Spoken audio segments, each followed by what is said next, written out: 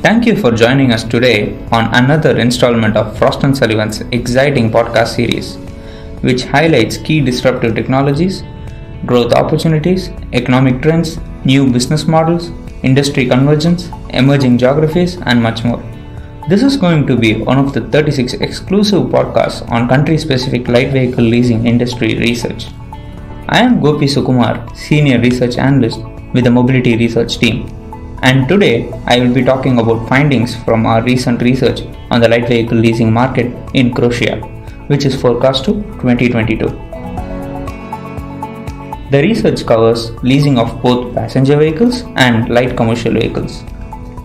Here are some highlights pertaining to this market. The Croatian fleet and leasing market is currently facing headwinds.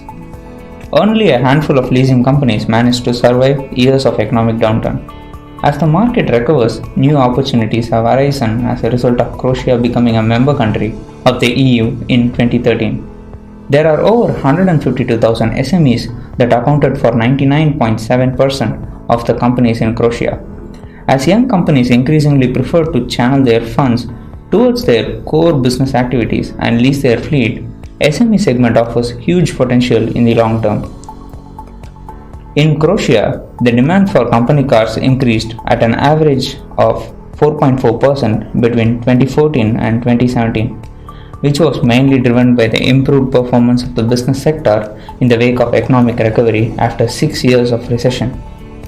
Among newly registered company cars, 92.5% were acquired through leasing in 2017. Financial leasing emerged as the most preferred car lease option, with 55.2% of newly registered company cars acquired through this option. New registrations in financial leasing grew 26.9% in 2017, similar to that of operational leasing, which was largely fueled by demand from small and medium enterprises, those who prefer to claim VAT rebates on their leasing expenses.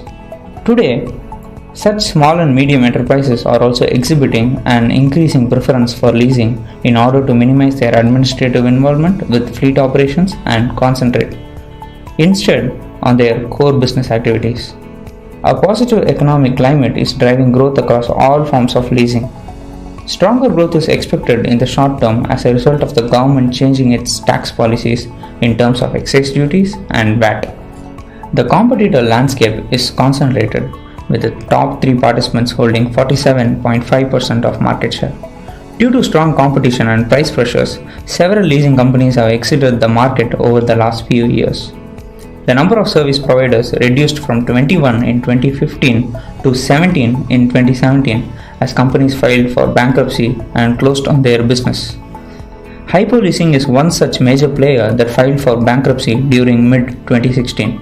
Its parent company, Addiko Bank, is currently trimming Hypoleasing's portfolio as part of its liquidation strategy. Private leasing is an attractive business in Croatia, where the penetration is total retail registration was 31.0% in 2017. It is expected to grow strongly to achieve a penetration rate of 48.1% by 2020, owing to increased preference for leasing from millennials who favor a hassle-free usership experience over vehicle ownership. Green mobility was negligible until 2017 in Croatia.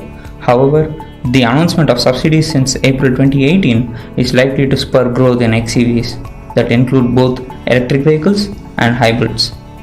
On that note, I hope you enjoyed this session. Please join us for future podcasts and become a member of Frost & Sullivan's Leadership Council by emailing us at digital@frost.com. Thank you for your time.